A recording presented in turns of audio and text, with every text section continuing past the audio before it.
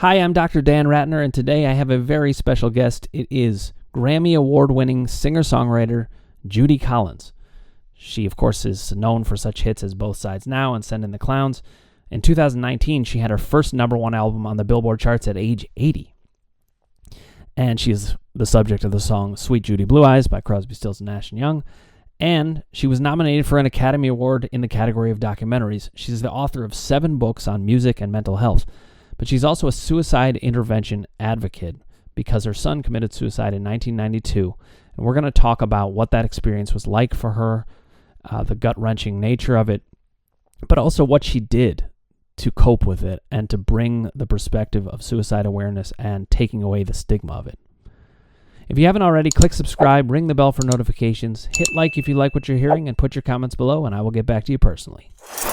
Judy, it is such a pleasure to have you on the show. There are many reasons I would want to have you on. I'm a huge music fan in general.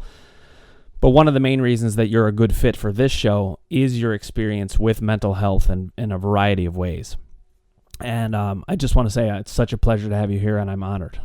Thank you so much. Honored to be here. Thanks. So, Judy, I read your 2003 book, Sanity and Grace, and it's, of course, about your son Clark's suicide and what that was like for you. And there's so many aspects of it, and we could cover many different things. But a place that I wanted to start is you said there's such pearls of wisdom throughout. And one of the things you said is death ends a life, but it does not end a relationship. All right. And I wondered if you could talk about what that's been like with Clark and you. I was, of course, destroyed by this suicide. I thought my life was finished. And I don't know why I would have not expected it, because certainly I had had my own attempt at suicide when I was a teenager. Also, my son's father's father had killed himself. So why would I think that somebody who was an alcoholic, a drug addict, even though he was recovered for a number of years, would not choose that exit route? I'm not sure, but it was devastating to me. I got to the funeral in St. Paul, and the first thing I knew a lot of things about recovery because I was sober then. That was 92, and I'd been sober since 1978.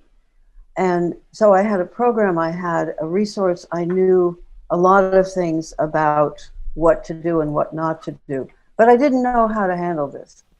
And so when I got there, the first thing I did was to schedule an appointment with a therapist in St. Paul. And one of the first things she said to me was, the relationship with him will never be over.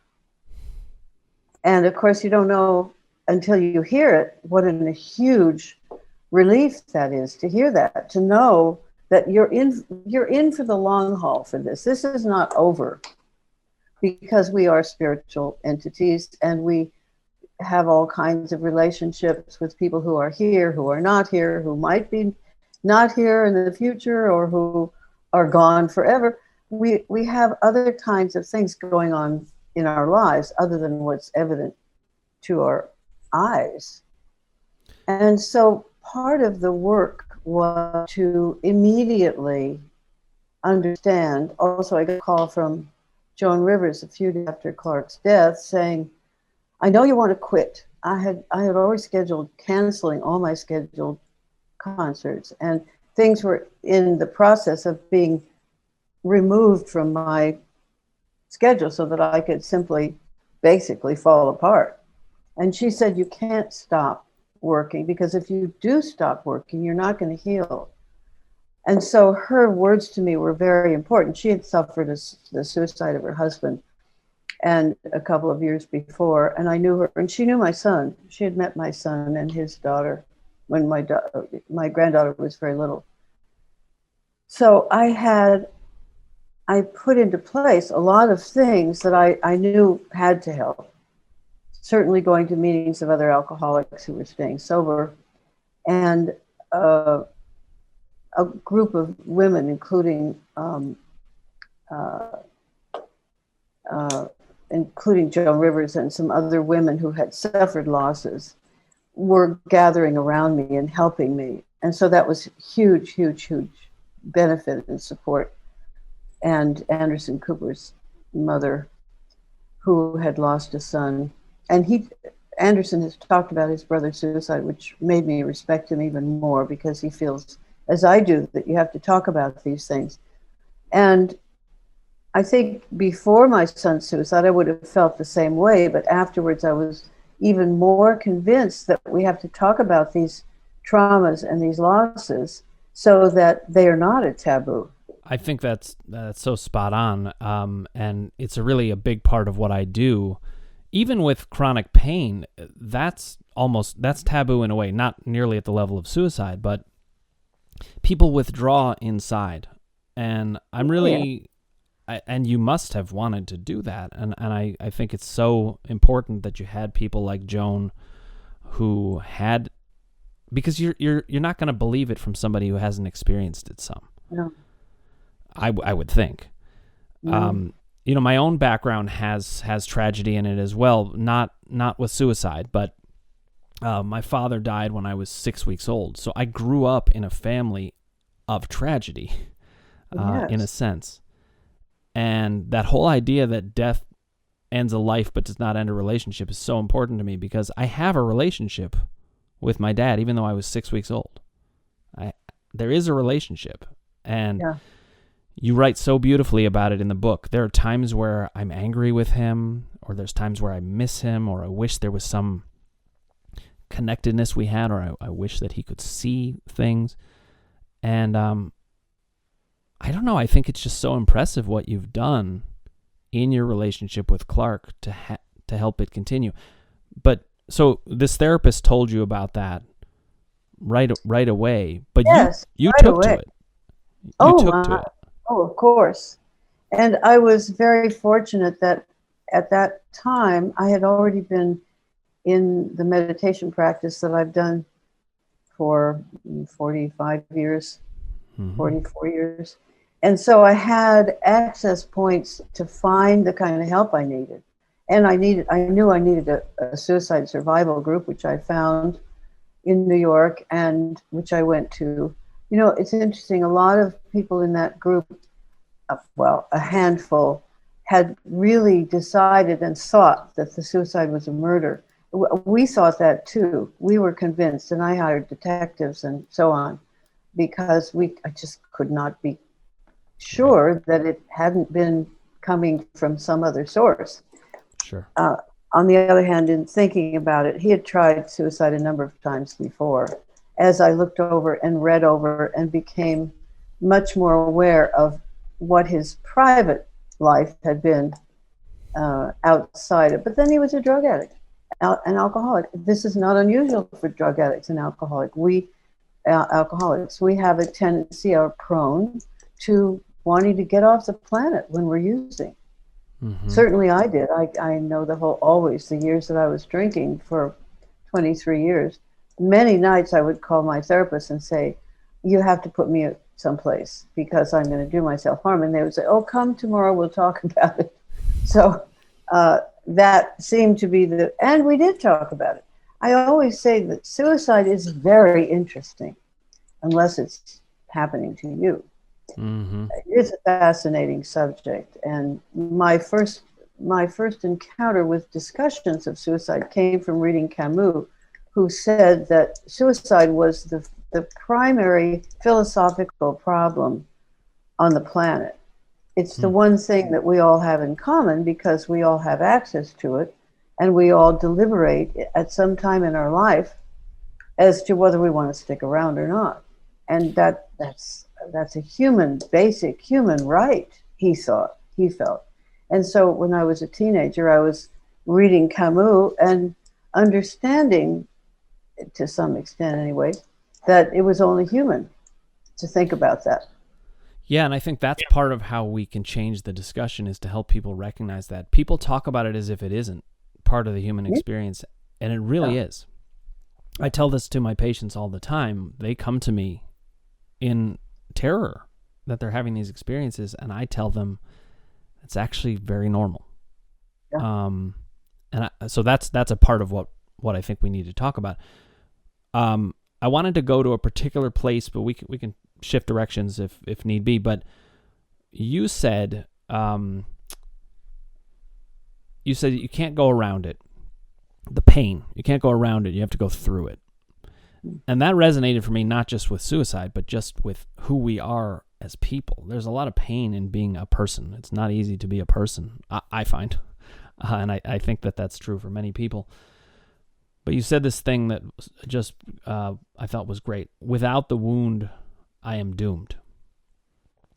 And it does feel to me like you from what I read, you have very much embraced this as a part of who you are. And you quoted this I love Leonard Cohen, you as well in music, but there's that line, there's a crack in everything, from Anthem. That's how the light gets in. Yeah. I wondered if you could just talk about that quote and how you feel about that aspect of your life. There's no question that we have to go through it to get through it. There's no shortcut. If we use shortcuts, and I'll refer to some of what we'll talk about later, but what we've mentioned is that pain, physical pain, is often a symptom of a blockage of something that we have not worked through. And it is a serious issue because nowadays most people who are physicians will advise surgery or drugs or the quick fix, which isn't a quick fix actually. Because if you don't get rid of the knot in your stomach or on your back or in your upper torso, if you don't work at it in some way that's going to resolve it, it's going to come back and it will be painful and it can be crippling. So you have to talk about it. One of the things about suicide is that people think, well, she's talked about that. That's over and past. It's never over and past. It's always there. It comes up. One thinks about it. Last weekend I was in Washington, D.C., and I was among some situations that reminded me of my son quite dramatically.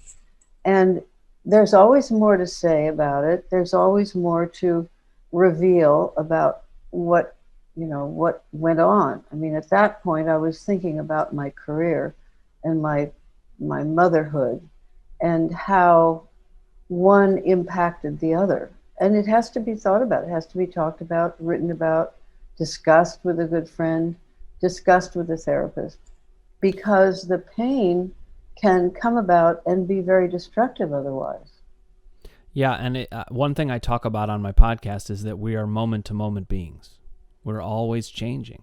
And so you can't stop, and it's just beautiful what you said, and it's very helpful for my listeners to know that you're thinking about that in a similar way. We're always changing, and how we change, this is something I talk about but in my work, but how we change in our emotional life changes how we are physiologically.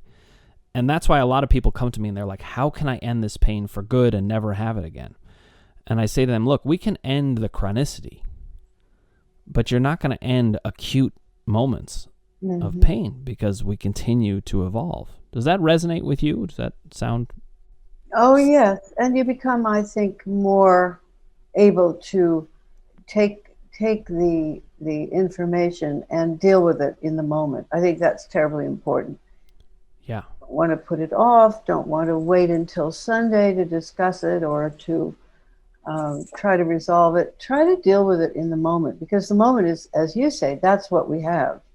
In the moment, all is changing, always. Everything about the things around us, nature changes, time changes, our perspective of who we are and what we are changes. I like to read the Stoics a lot. I read Marcus Aurelius almost every day of my life. And so acceptance is one of the things that we have to learn how to deal with.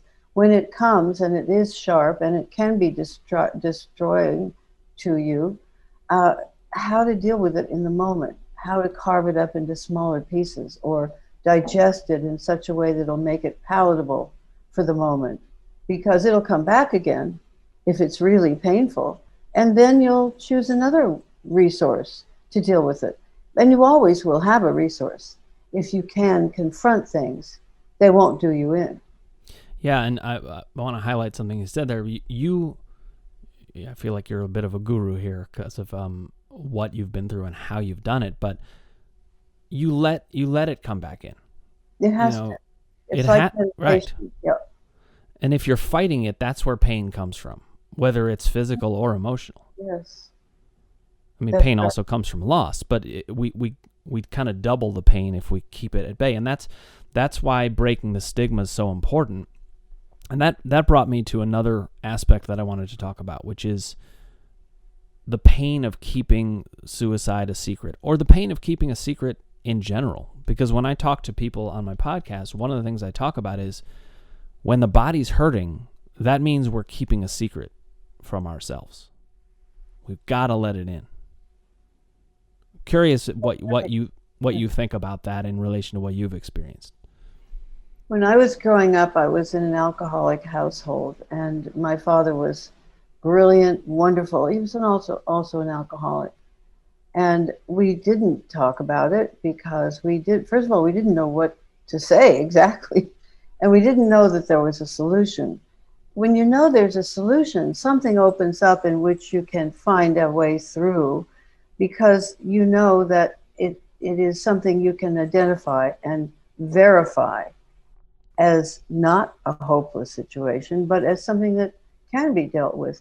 So from the beginning of my professional life and my personal commitment to writing, I was determined to get the secrets out and to talk about them. That was something that I was committed to from being a teenager and being a rebellious sort and getting involved in my career, which was in part the position as an advocate for speaking the truth. And so I knew that I had to talk about the things that happened in my family. And that's the beginning. I think we share family secrets. Family secrets can be very toxic and very damaging and very hurtful. So being able to talk about them with one's own family and with one's friends and in public, as you do and as I do, I think it can help other people as well as ourselves to sail through the waters that previously have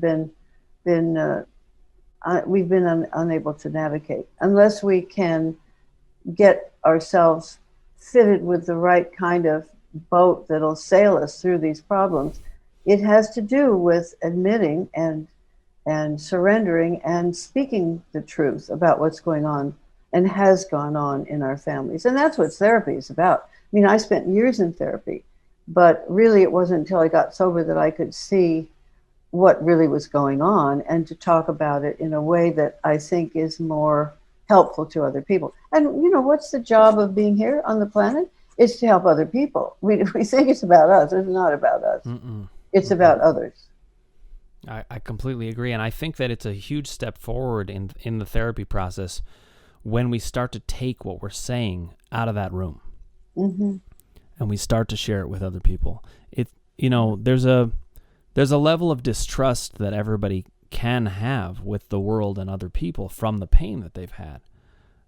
Learning to trust the world is such an important part. And that's how I read your book. I was like, wow, she is trusting us.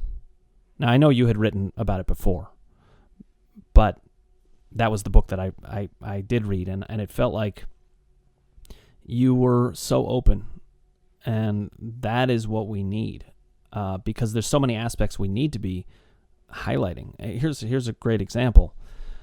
When I was a young therapist. I like to think of myself still as a young therapist, but when I was 30 and I was out of grad school just 1 year, I was doing a presentation on suicide prevention because I was at a college, and there's, we know that's a population that's extremely vulnerable.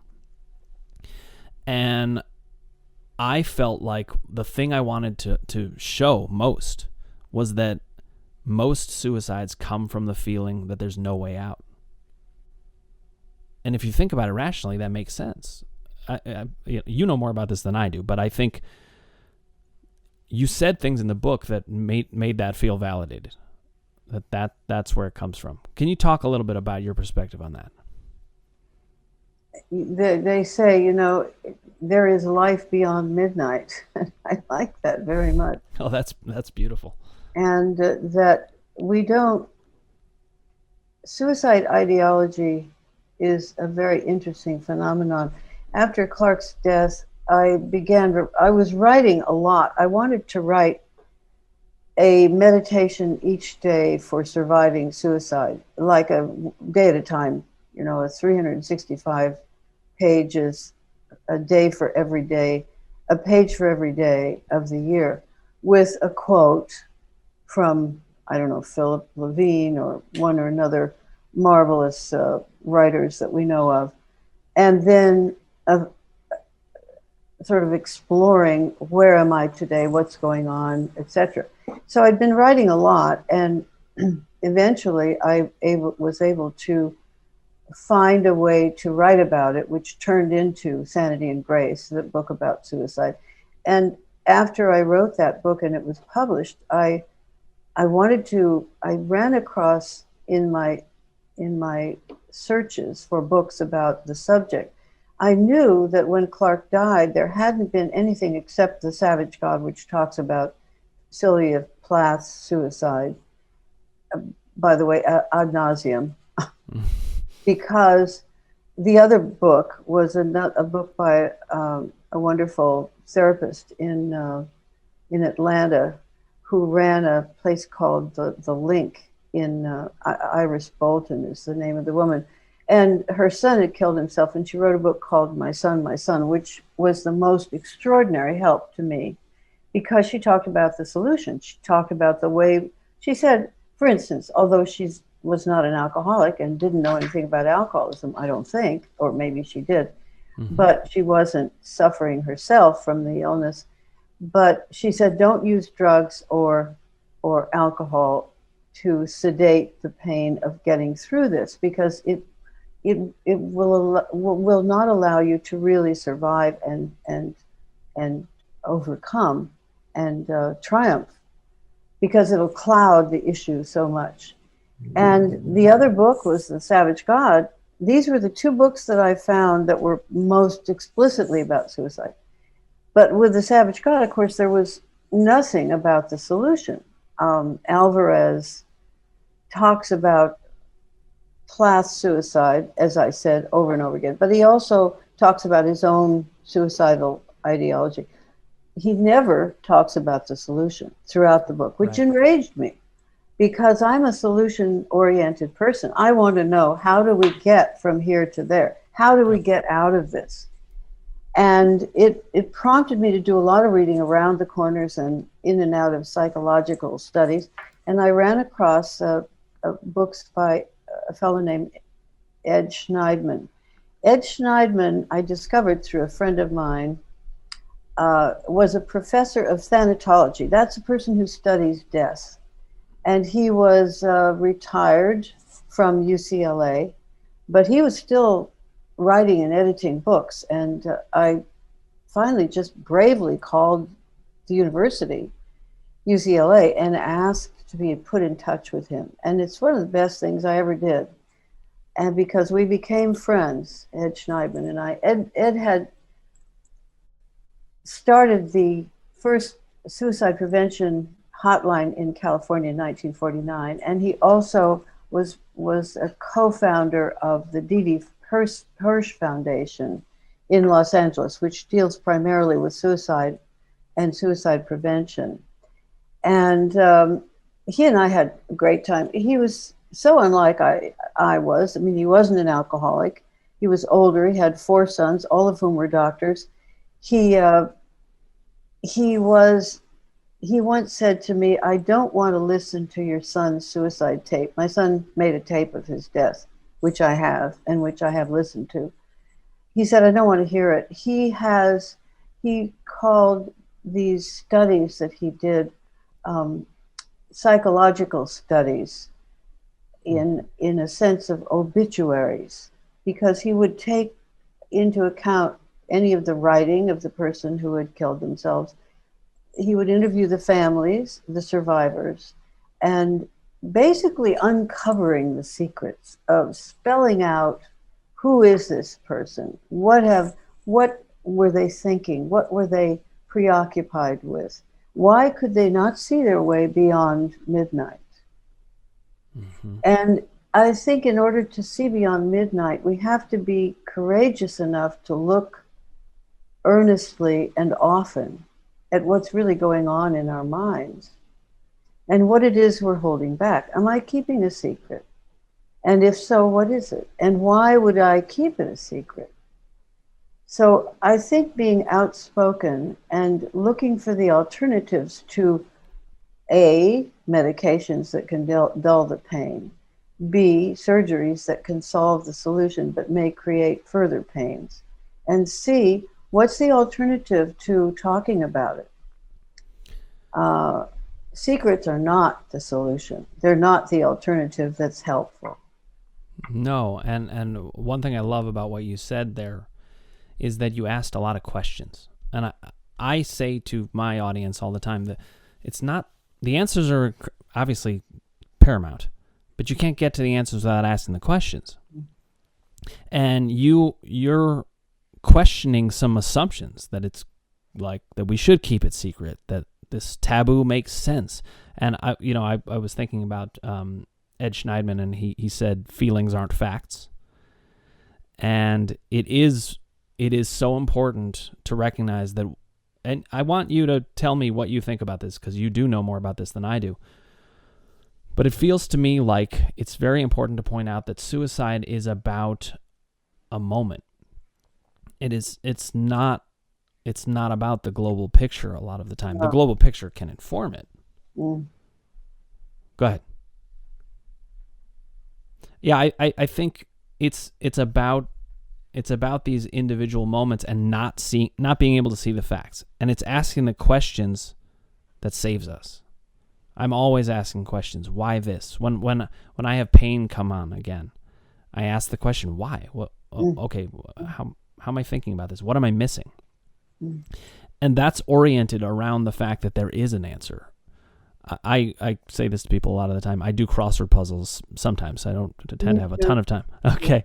Well, you'll know then, the way that you solve a crossword puzzle, you have to assume there's an answer. You can't, if you sit there and just think, well, there's no answer, then you get hopeless on a crossword puzzle, let alone in life. So I think asking the questions is so important, and I hear that's what you've done. I once asked Ed I visited him at his house. You know, he lived in West Los Angeles, not too far from 11572 Mississippi Avenue, which is where my father and mother and I and my two oldest brothers lived. And between 1940 and 45. Oh, no, I'm sorry. We lived there between 44 and 49. And so I thought it was so strange that he lived so nearby. And I walked in and he had, by the way, dozens of copies of Moby Dick, because he felt that Moby Dick was not the antithesis, was the prototype of addiction and obsession. Ahab's obsession was what caused this whole thing to happen. I mean, yes, if they were pounding on the ship to, in the story from the Essex, from the sinking of the Essex, which is where the story of Moby Dick apparently originated in the mind of Melville. He heard the story of the sinking of the Essex by the whale that rammed it. And it had happened because the boat was being repaired and there was a pounding on the surface of the floor of the boat, and apparently the male whale thought that it was an intruder into his sexual space. In a way, somebody was after his girl, and so he destroyed the ship, and Schneidman's idea of Ahab as being totally preoccupied with this whale, with getting even with this whale, who had taken his leg, of course.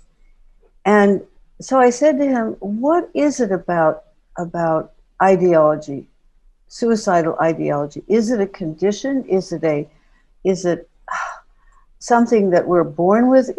What is it?" And he said, "I don't know. It's a condition, but it's not an illness, certainly. And it doesn't happen to everybody, even though they've read Camus, even though they know about Moby Dick. It doesn't happen in everybody's lives." When I was 14 and I was upset about something, deeply upset about something, I'm furious at my father, I thought the first thing that came into my mind, like onto a pure canvas with nothing on it, was, "I think I'll kill myself." Now, most people don't think about that. According to Ed Schneidman, who knows a lot about suicide, knew a lot about suicide, it popped into my mind. And I proceeded to try it, and I failed because I started to get sick. I was perfectly willing to kill myself, but I was not willing to get sick at my stomach. I couldn't stand that. So the question is, yes, it's a momentary thing. It's of the moment. It comes to some unwelcomed or unmeditated on, and others think about it all the time. There are people I know who have always had suicidal ideologies from an early age, and many, many, many who haven't ever thought of it, who would never do it or consider it. So it's a human condition rather than an illness, rather than something that pops up into everybody's mind. So that means it is momentary. Yes, the question is, what is it? Who can I talk to about it? Now, I've talked through my problems with suicide so many times with therapists. And so what the answer is, what is your problem? Of course, my answer is, it is a spiritual dilemma. And that means that somehow, if we can employ the tools of the spiritual practice, we have a pretty good chance of finding our way through the dark, because that's what spiritual practice is about, is finding your way through the dark. Because somewhere in that darkness, there is an avenue to light. So your job is to find the avenue to light and to get in there, to jump into it, not out the window, but into the light. And that's the difference. The questions come, they have to be addressed, the resources have to be found. Curiosity is, by the way, I think an incredibly helpful position to always hold. Curiosity, it may have killed the cat, but it does provide us with answers that we might not ever find. And so therefore, it's another window out of this miasma of pain and self-murder that can come with suicidal ideology. We have to answer some questions. So writing them down is always helpful. I talk about articulating the questions, bringing them out, because there's so many things that are, there that we don't totally know about. And I think questions and curiosity are a way out. So the whole idea of no way out being, having the antidote be curiosity, I think is a really important one. We need a way out one way or another. One other way out that I see is, you talked about the gifts of catastrophic loss. Oh, yes. You had the most catastrophic loss you can have. I mean, the people talk about this all the time, and I'm a parent, so I can imagine that. But among the gifts of catastrophic loss are you gain things, and if you can be curious. I'm sure if you can't be curious, you can't gain those things. But you were able to, and you gained. These were some of the ones you listed: compassion, creativity, surrender, understanding. And that sense you have that Clark is your guiding spirit. Oh, yeah. He's your teacher. I think it's so beautiful that you talk about it, and it reminds me of the beauty of your artistry, but at this other level. And you found ways to embrace the gifts of the catastrophic loss. I just wondered if you could talk about that a bit. Yes, catastrophic loss. We all have it in one form or another. If we live past the age of 2, we all get it. I don't know why it comes, why it's necessary, but obviously it is necessary, because no human being that I've ever known has been without it. If you look into your own life, for instance, with suicide, there will be instances in everybody's life where they know someone, or they heard of this, or it happened to them, or if they dig around in their family tree, they can locate Uncle George, who was locked up in the attic because he was an alcoholic and he jumped out the window, and so forth. So everybody has, whether it's immediate or whether it's coming at you, it's going to be somewhere in your life, because you have to find a way to form some kind of, you open yourself to this pain. You don't have any alternative in most cases. It comes unrequested, but it comes. And then you have to find your way how to get through it. So the search for getting through it is the answer to a lot of other things in life. It's the answer to why. Why are we here? We're here in order to experience all the things that are human, so that we can then become understanding, forgiving, accepting. If we can find it in ourselves to accept insults against our insults to our humanity, death, loss, murder, suicide, if we can accept that into our own lives and take the pain that comes, that means we probably have empathy for others. So empathy for others is what we're really after in life. We just don't know how expensive that is. And it's very expensive. It is, and I have found, I've always been empathic to people, but I'm much more empathic now that I'm empathic to me. And I wasn't. I was not empathic to me for a good 40 years. Yeah. And I didn't know that. And so it was actually my pain, my physical pain, and asking the questions about it and understanding it that opened that to me. Interestingly, I feel like I have to share this with you just out of my own wish.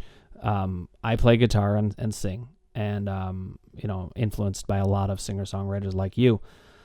But I never was able to write a song until about 2 years ago. And I think that when I opened myself up to me more, then it just like started to flow. It was channeled.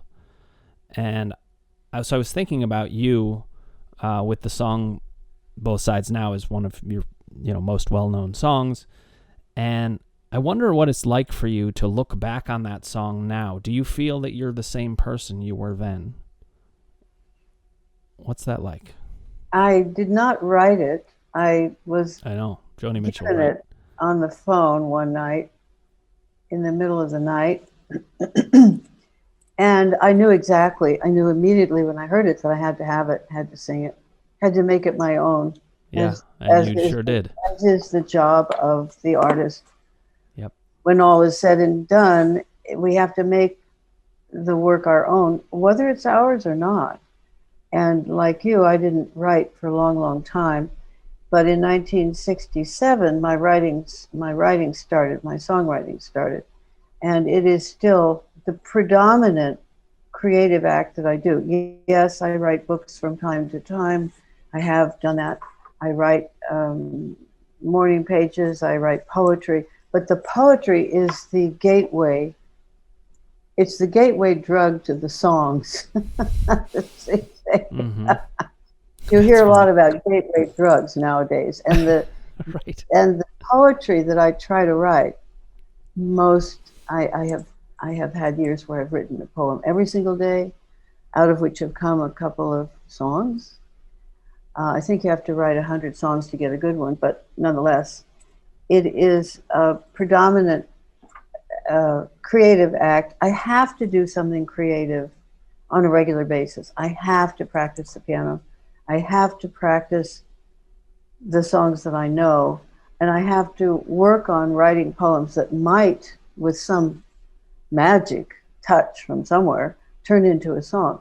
But it's a discipline. And I think discipline is another word for what we're going after here, because it's a discipline to open up and let your secrets out, whether you write them or tell them or dream them. Sometimes you find yourself dreaming something that tells you what you've been hiding from.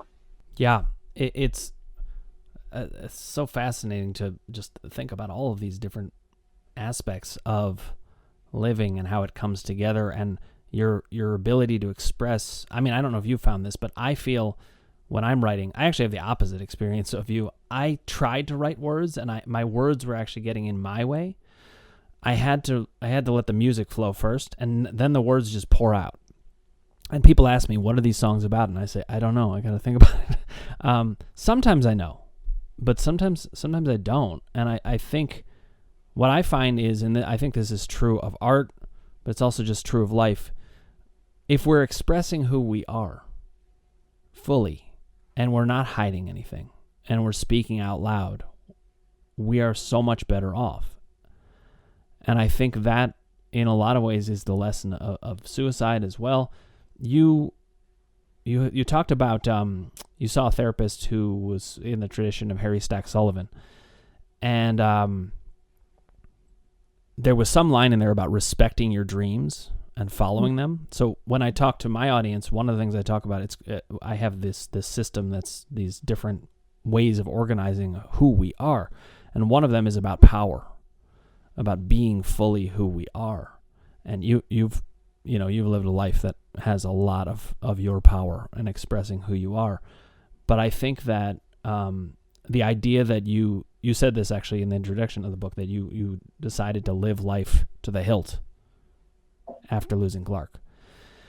And that's really the way I've lived with the death of my father. I don't, it's been hard for me to understand why other people don't do that. But at the same time, I know some people haven't experienced that. They don't know how precious the moments are. That's very prescient and revealing. And I had determined, I knew a woman around the time of Clark's death, somebody who was very big in New York. She ran one of the big foundations in New York, and I knew that her daughter had killed herself. And this woman disappeared from the scene. Mm-hmm. And years later, not too long ago, actually, a couple of years ago, I heard, the woman is long gone now, she's dead herself, but a friend of hers told me that my call to her had helped her. I had called her to say, I know what you're feeling. I've had a similar loss. It's got to be terrible. And I'm just sending you lots of light and hope. But it can destroy you, suicide. I know that it can. Mm-hmm. And so when this was going on, I had to decide that I was going to demand from my life that it be lived fully, that I was going to go into it without fear and with determination. It was my right to have a happy and joyous and free life, and I was going to be sure that I got it. But the only way that I could get it, I knew, was to go through this, to go through it completely, to dismember it and examine it and declutter my life from it and let the light shine on all of it. I knew that I couldn't do it without being completely open and available about the whole experience. Yeah. One of the things that I talk to my followers about is the idea of being fiercely in your own corner. And that's what I'm hearing in you. Yeah. And we also talk about channeling aggression. We're going to have rage at the way life is and the losses and all that stuff. And I find that if we can channel it in the right way, we can get so much out of every moment. But I just think you are a beautiful spirit, and I can hear how you have fought for you and for Clark and for the people you love and just for people in general. And we know every moment counts. Who knows? Yeah. Who knows what we say and how it can affect people. I have people come back to me later and they say, this that you said changed my life. Sometimes I'm like, I don't even remember saying that, but it's wonderful. You're right. So I wanted to say I appreciate you taking these moments with me. They were precious to me because of who you are as a person. Thank you. And you were so generous with your time. And this all came to be, actually. This is kind of a funny story. This came to be because my good friend Lauren had an interaction with you, but I was about to get hernia surgery.